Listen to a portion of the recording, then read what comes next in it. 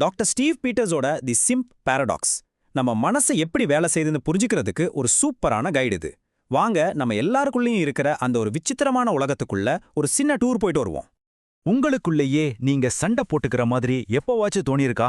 ஒரு மனசு இதை செய்யு சொல்லும், இன்னொரு மனசு வேண்டாம் அதை செய்யு இழுக்கும். இந்த மாதிரி ஒரு உள்மன போராட்டம் நம்ம எல்லாருக்குமே இது நடந்திருக்கும் இல்லையா? ஆனா இந்த உள்மன போராட்டத்தை ஒரு வீக்னஸா நினைச்சிடாதீங்க. உண்மையில இது உங்க மூளையோட அழகழகு பகுதிகளுக்கு நடுவுல நடக்கிற ஒரு பெரிய டக் ஆஃப் வார் மாதிரி. ஆமாங்க, இது எப்பவோ ஒரு தடவை நடக்கிற விஷயம் கிடையாது. இந்த நிமிஷம் நீங்க இதை கேட்டுக்கிட்டு இருக்கும்போதே உங்க மனசுக்குள்ள கண்ட்ரோல் யார்கிட்டங்கிற ஒரு போட்டி ஓடிக்கிட்டே தான் இருக்கு. சரி, அப்போ இந்த போட்டிக்குள்ள இருக்கிற 3 முக்கியமான பிளேயர்ஸ் யாருன்னு பார்க்கலாமா? வாங்க அவங்கள ஒருத்தர் ஒருத்தரா மீட் பண்ணலாம். நம்ம மனச 3 அலகலகு பாகமா பிரிக்கலாம். 1 ஹியூமன், 2வது சிம்ப், 3வது கம்ப்யூட்டர். இந்த 3 தான் இந்த முழு ஆட்டத்தோட ஹீரோக்களே. முதல்ல ஹியூமன். இதுதான் நீங்க, அதாவது உங்க மூளையோட லாஜிக்கான பகுத்தறிவுள்ள பகுதி. இது எப்பவுமே உண்மைகள், ஆதாரங்கள் இதையெல்லாம் வச்சுதான் யோசிக்கும். அடுத்து வர்றது தான் நம்ம கதாநாயகன் சிம்ப். இது ஒரு எமோஷனல் மிஷின் மாதிரி. இதுக்கு நல்லது கெட்டதெல்லாம் தெரியாது. உணர்வுகள், உள்ளுணர்வுகள் திடீர்னு தோன்றது, இதை வச்சுதான் இது இயங்கும். கடைசியா கம்ப்யூட்டர். இது ஒரு ஸ்டோரேஜ் டிவைஸ் மாதிரி. உங்களோட எண்ணங்கள், பழக்க வழக்கங்கள், நீங்க நம்புற விஷயங்கள் எல்லாமே இங்கே தான் தானா ப்ரோக்ராம் ஆகி சேவ் ஆகி இருக்கும். சரி, இப்போ உங்களுக்கு ஒரு கேள்வி வரலாம், பிரச்சனை எங்கிருந்து தான் ஆரம்பிக்குதுன்னு. நம்மளோட எமோஷனல் சிம்ப் எப்படி நம்ம அறிவான ஹியூமனை ஓவர்டேக் பண்ணி கண்ட்ரோல் எடுக்குது? வாங்க பார்க்கலாம். இந்த ரெண்டுத்துக்கும் உள்ள வித்தியாசத்தை பாருங்களேன்.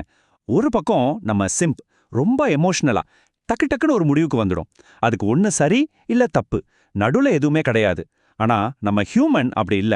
ரொம்ப நிதானமா ஆதாரத்தோட யோசிச்சு ஒரு விஷயத்தோட எல்லா பக்கங்களையும் பார்க்கும்.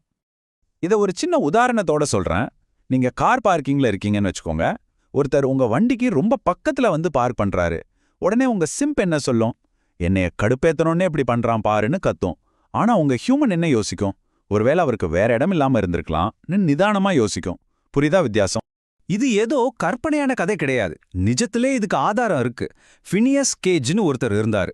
ஒரு விபத்துல அவரோட மூளையில பகுத்தறிவுள்ள பகுதி, அதாவது நம்ம ஹியூமன் இருக்கிற இடம் டேமேஜ் ஆயிடுச்சு.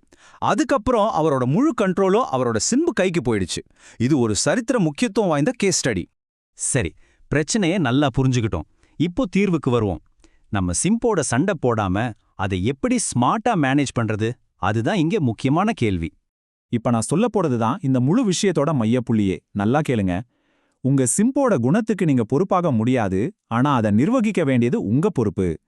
இந்த ஒரு வரி உங்களுக்கு புரிஞ்சிடுச்சுன்னா கேம் ஓவர். கண்ட்ரோல் உங்க கைக்கு வந்த மாதிரி தான். நம்ம சிம்பை மேனேஜ் பண்ண இதோ ஒரு சிம்பிளான 3 ஸ்டெப் பிளான். ஸ்டெப் 1, ரெகக்னைஸ் பண்ணுங்க.